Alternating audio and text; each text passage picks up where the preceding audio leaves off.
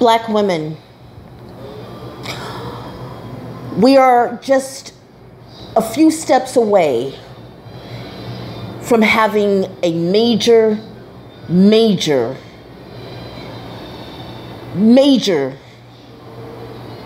change in our country.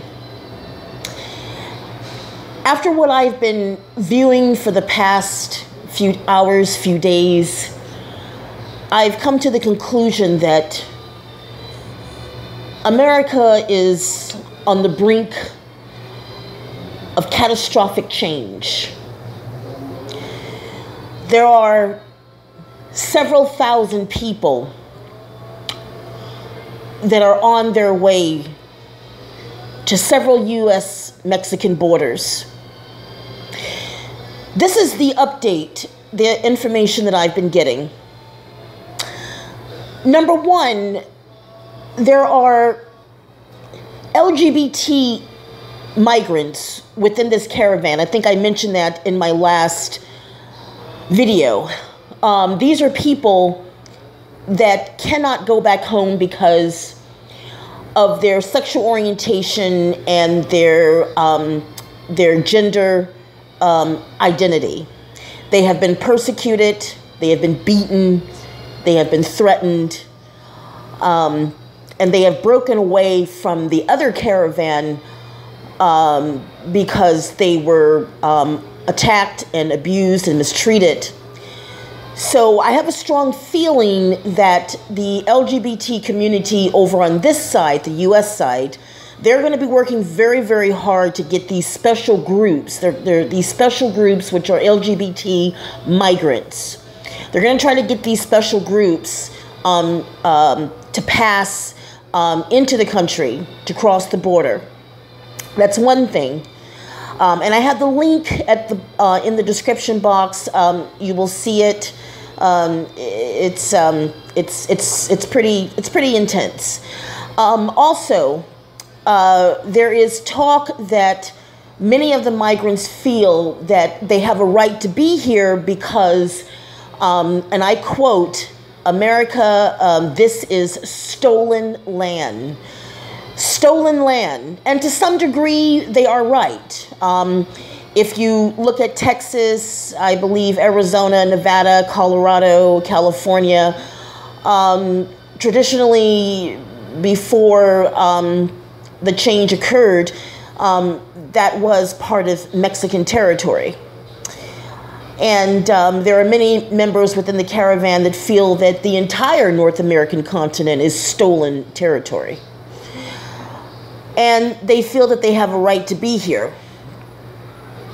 Okay, well, I think I said before that you know, you can't really tell people to leave their own homeland. If they feel that this is their homeland, they have a right to be here. It's that is going to make it very hard for these people to turn back, because one group is fleeing for their lives, and at the same time they feel that this is stolen land and they have a right to be here. And then you have another group that it's a special group, and they cannot go back home because they will be killed, and those are the LGBT members. In addition to that,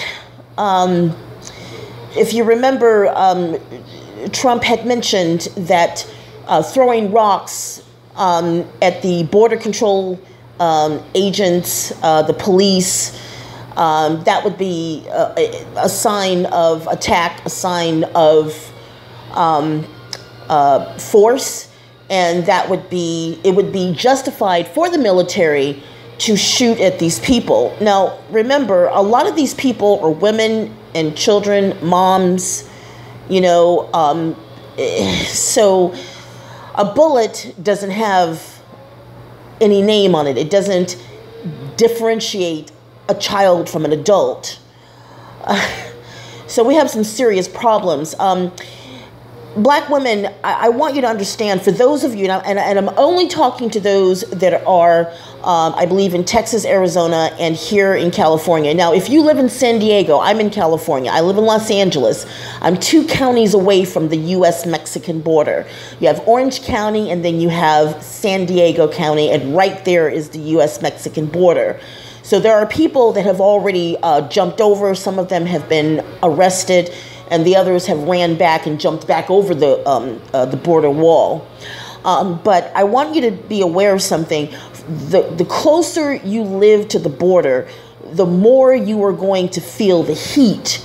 Because what's happening right now is that the migrants that are already here, they haven't really made a big major move. They're waiting for the other thousands of migrants to show up. And according to the information that I've got, they are going to push their way in because, well, according to them, they're desperate and they can't go back home because of the drug cartels, because of the gangs.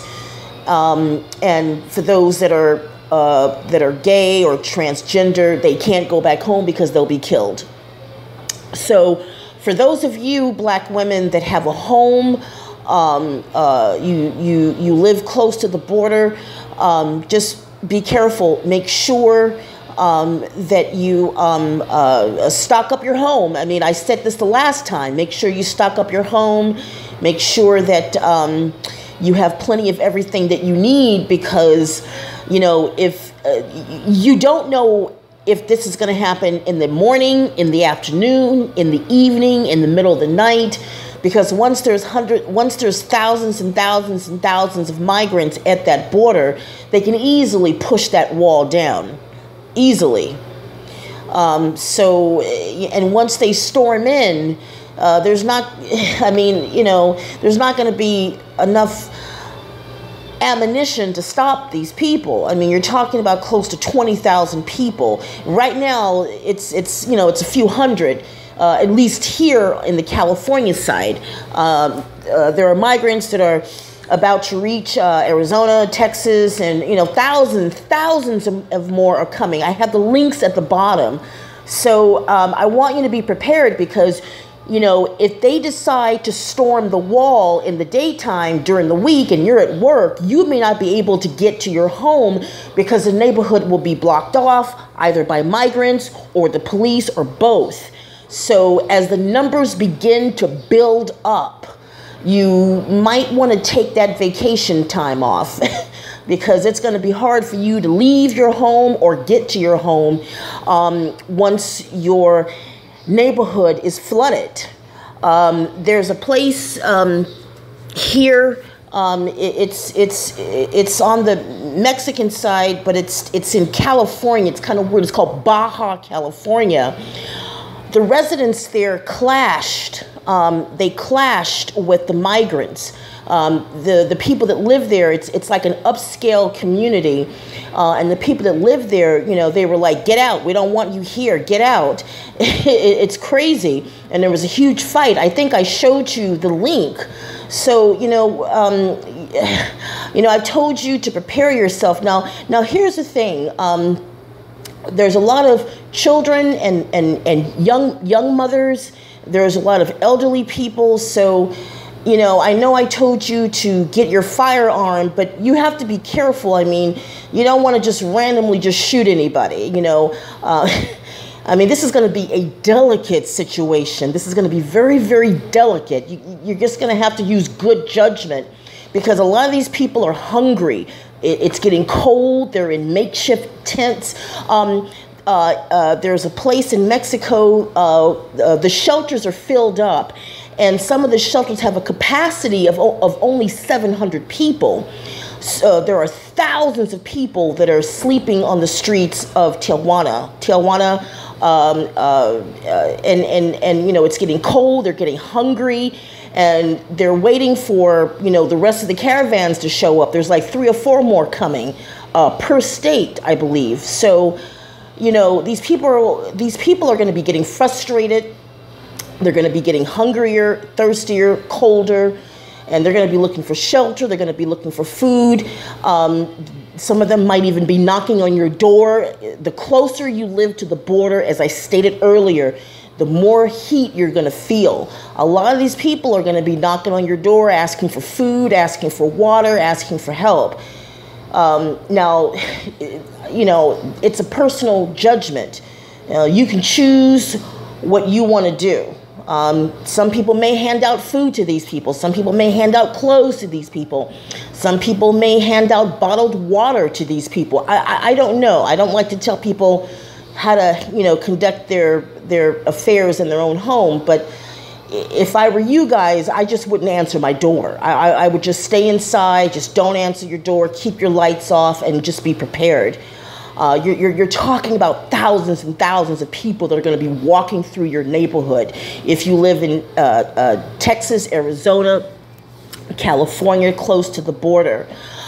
Even if you live like a city away, you're going to still feel the heat because thousands of people are going to be coming into this country. They're going to come in. They're going to break through. And there's going to be some serious problems. So just want you guys to be prepared.